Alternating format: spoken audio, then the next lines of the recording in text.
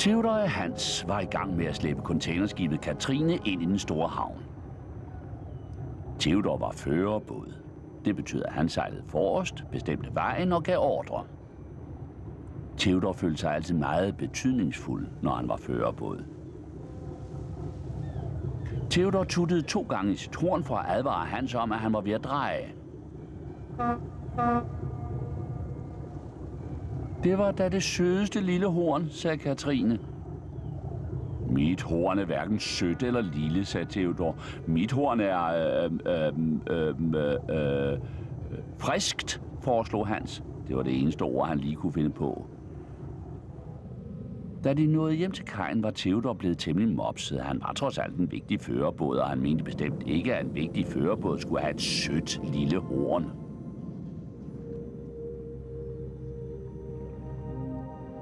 Selv efter han var færdig med at buksere Katrine, blev Theodor ved med at spekulere på sit horn. Det var Emilies horn. Theodor havde altid syntes, Emilies horn lød meget overbevisende, som om det sagde, det her klarer jeg. Theodor blæste sin skorsten ren og gav sit bedste tut. Men Theodor syntes, hans eget horn sagde kedeligt. Mit horn er ikke godt nok, tænkte han. Theodor ville have sit helt eget specielle horn, og han besluttede sig til at få det til at lyde som Emilies. Theodor tuttede og tuttede for at få sit horn til at lyde lige så overbevisende som Emilies. Hvad synes du? Spurgte han.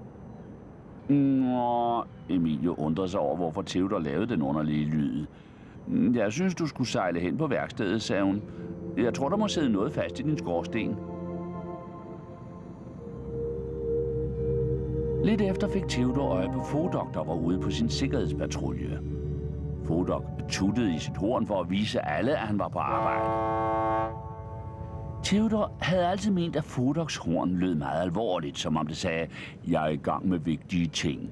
Og Theodor besluttede sig for, at han ville få sit horn til at lyde ligesom Fodoks.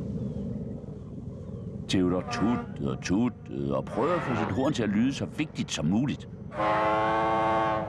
Flagermus, råbte Fodok. Det lyder som om, der er en gigantisk flagermus i havnen. Jeg må hellere advare folk. Sagde han, at mit horn lød ligesom en flagermus, surmulede Theodor. Hans var lige ved at gøre sig klar til at slæbe Palle Pram, da Theodor kom sejlende forbi. Hans tuttede højt i sit horn, inden han satte fuld kraft frem. Theodor syntes Hanses horn lød utrolig flot. Det var som om det sagde, jeg er klar til hvad som helst. Theodor besluttede sig for, at han ville få sit horn til at lyde mere som Hanses. Vent lige lidt, Hans, råbte han. Theodor tuttede og tuttede i sit horn for at få det til at lyde lige så flot som Hanses.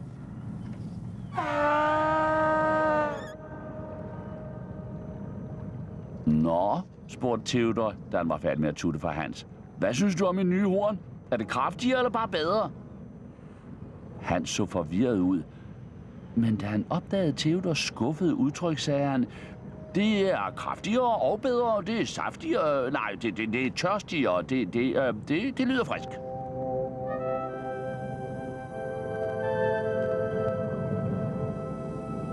Theodor vendte stævnen hjemad, og på vejen mødte han Georg, der var i gang med at slæbe olieboreplatformen Ove.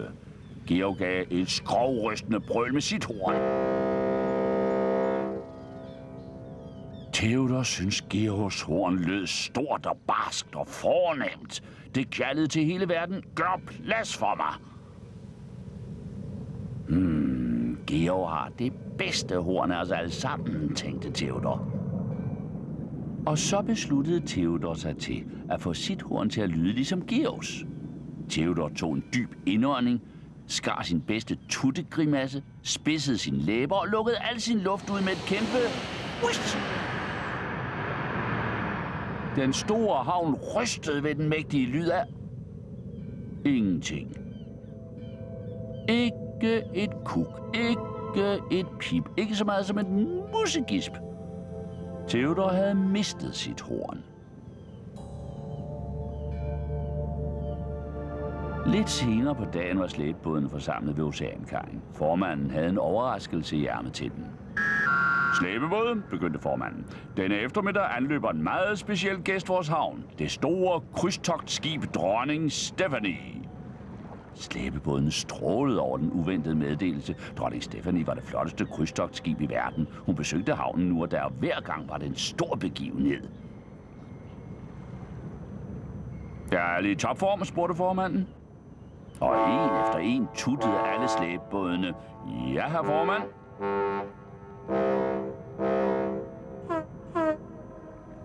Alle undtagen Theodor. Theodor, sagde formanden. Alt vel? Jeg kan ikke tutte, sagde Theodor så lavt, at formanden knap nok kunne høre ham. Formanden tav længere og vendte sig så om, så kun Theodor kunne høre ham.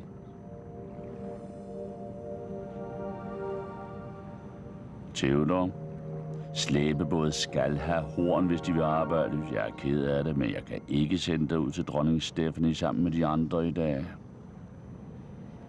Theodor vidste, formanden havde ret, men det gjorde det ikke nemmere for ham. Der var ikke noget, han hellere ville i hele verden, end at hjælpe med at slæbe dronning Stephanie ind. De andre slæbebåde tøffede afsted for at møde dronning Stephanie. Snart genlød havnen af glade horn. Theodor kunne se alle de andre slæbebåde hilse dronningen velkommen uden ham.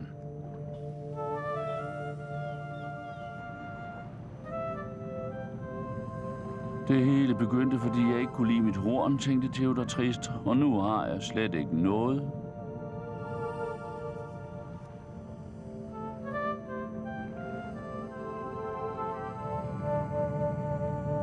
Solen var næsten gået ned, da de andre slæbebåde var færdige med at buksere dronning Stephanie. De vendte trætte, men glade tilbage til oceankajen, og de pludrede lystigt om det fantastiske krydstogtskib.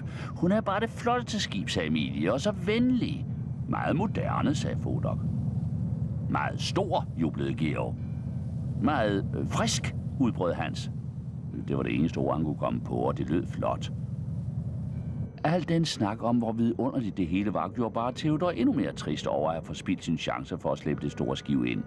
Emilie drev langsomt over til Theodor. Dronning Stephanie spurgte efter dig, sagde hun. Jo, sagde Theodor. Hvad ville hun? Hvad sagde hun? Hvad fortalte du hende? Sig mig det, Emilie. Hun spurgte mig, hvor du var, sagde Emilie. Gjorde hun, sagde Theodor. Ja, fortsatte Emilie. Jeg synes, du skulle sejle over og hilse på hende. Tror du, det er i orden, sagde Theodor. Selvfølgelig, svarede Emilie. Selvom du ikke kan arbejde ude i din horn, så kan du da stadig tage på besøg. Lidt senere sejlede Theodor over for at hilse på dronning Stephanie. Det var blevet mørkt, og lysene fra alle husene omkring havnen glimtede i vandet. Hvorfor må dronningen spurgte efter mig, spekulerede Theodor. Jo mere Theodor nærmede sig dronning Stephanie, jo kraftigere begyndte hans hjerte at slå. Han var sikker på, at hele havnen kunne høre det. Og så fik han øje på hende.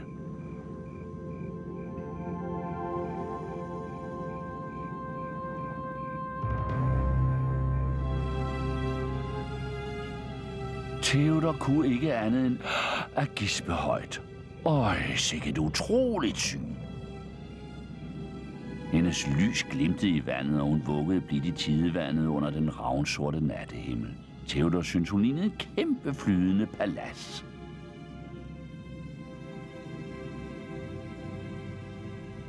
Theodor, sagde dronningen overrasket. Hvor er jeg glad for at se dig. Jeg savnede dig sådan i dag. Da Theodor hørte det, blev han trist. Jeg er ked af, at jeg ikke kunne hjælpe dem ind, sagde han.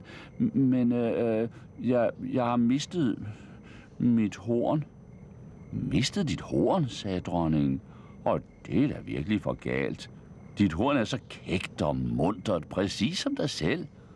Er det? Spurgte Theodor. Jeg mener, er jeg? Theodor rynkede panden lidt. Jeg troede ikke engang, de havde lagt mærke til mit horn. I allerhøjeste grad, sagde dronningen. Selvom jeg nogle gange ikke kan se slæbebådene fra min store stævn, så kan jeg altid høre dem og genkende hver eneste af dem på deres horn. En hver slæbebåd har sin egen helt speciel lyd.